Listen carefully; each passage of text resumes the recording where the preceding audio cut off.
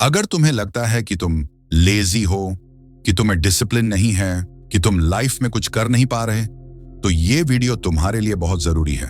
क्योंकि सच ये नहीं है कि तुम कमजोर हो, सच ये है कि तुम्हारा दिमाग तुमसे कंट्रोल छीन चुका है।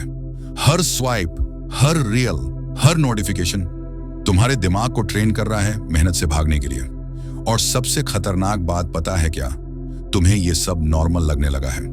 अगर तुम जानना चाहते हो कि तुम्हारा फोकस कहां गायब हो गया और उसे वापस कैसे पाया जाए, तो इस वीडियो को अंत तक सुनना, क्योंकि ये मोटिवेशन नहीं है, ये वेकअप कॉल है। आज की दुनिया में एक अजीब सी बात हो रही है। लोग थके हुए नहीं हैं, फिर भी कुछ करने का मन नहीं करता। लोगों के पास समय है, रिसोर्सेस हैं, सपने हैं, लेकिन एनर्जी नहीं है, फोकस नहीं है, शांति नहीं है। सुबह आंख खुलते ही हाथ मोबाइल की तरफ जाता है, बिना सोचे, बिना रुके।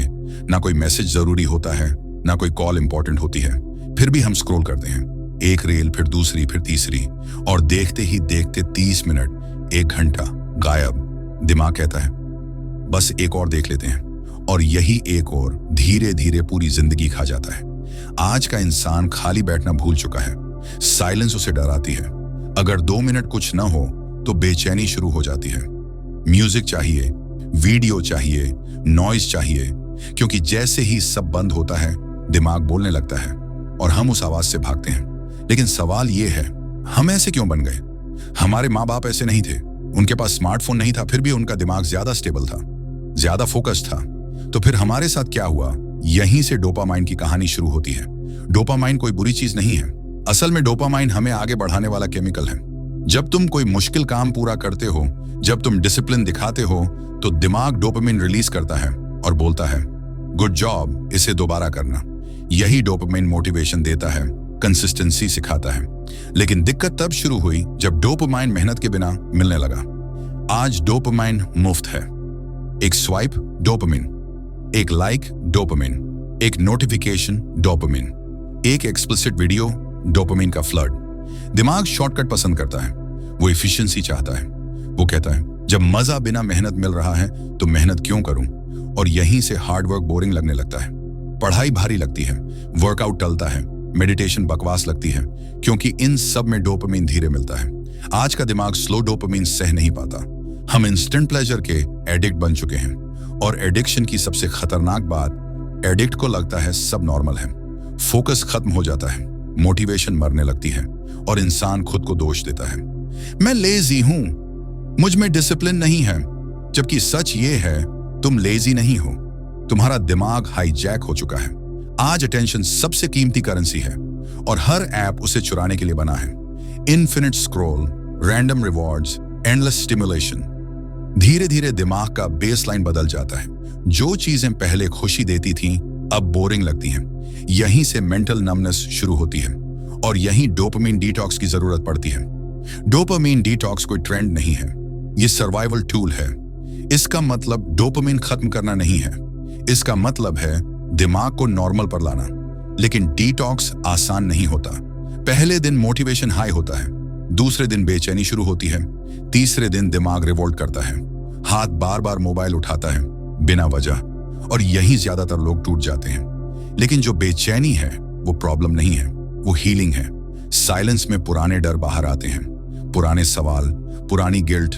नॉइज हट रही है, इसलिए सब दिखने लगा है। डिटॉक्स खालीपन पैदा करता है, और वही खालीपन या तो डिसिप्लिन से भरेगा या वापस एडिक्शन से। यही टर्निंग पॉइंट है। स्लो एक्टिविटीज शुरू होती हैं, पढ़ना, चलना, लिखना, सोचने बैठना। शुरुआत में मजा नहीं आता, और यही सही है, क्योंकि डिटॉक्स का मकसद तुरंत खुश होना नहीं, कैपेसिटी बढ़ाना है। तीसरा दिन सबसे खतरनाक होता है, मोटिवेशन ऑलमोस्ट जीरो।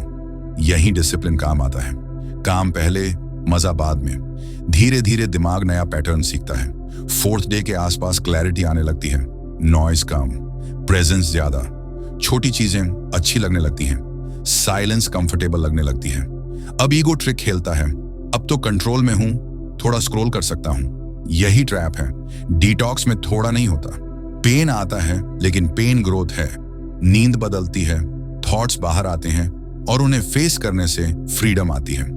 डिटॉक्स तुम्हें डिस्कम्फर्ट सहना सिखाता है, और जो इंसान डिस्कम्फर्ट सह सकता है वो कुछ भी सीख सकता है। अब डिटॉक्स खत्म होता है, लेकिन जर्नी नहीं। असल चैलेंज डिटॉक्स के बाद है। अब डोपामिन बजट करना पड़ता है। एंटरटेनमेंट रिवॉर्ड बनता है, एस्केप नहीं। रूल्स बनते हैं, एनवायरनमेंट क्लीन होता है। फोकस टैलेंट नहीं, रिजल्ट है।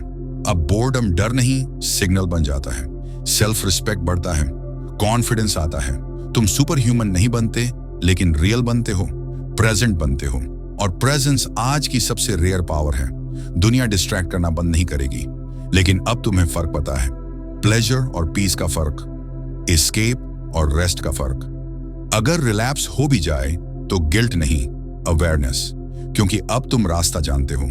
तुम वीक नहीं हो, तुम ब्रोकन नहीं हो, तुम बस ओवर स्टिमुलेटेड थे। अब तुम रिसेट हो। और जो इंसान रिसेट हो चुका हो वो भीड़ का हिस्सा नहीं रहता, वो रास्ता खुद बनाता है। अगर ये वर्ड्स तुम्हें महसूस हुए हैं तो समझ लो ये जर्नी वर्थ थी।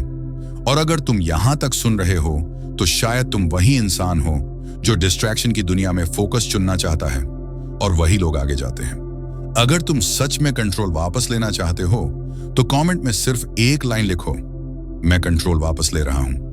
क्योंकि कंट्रोल वापस लेना ही असली डोपामिन डिटॉक्स है।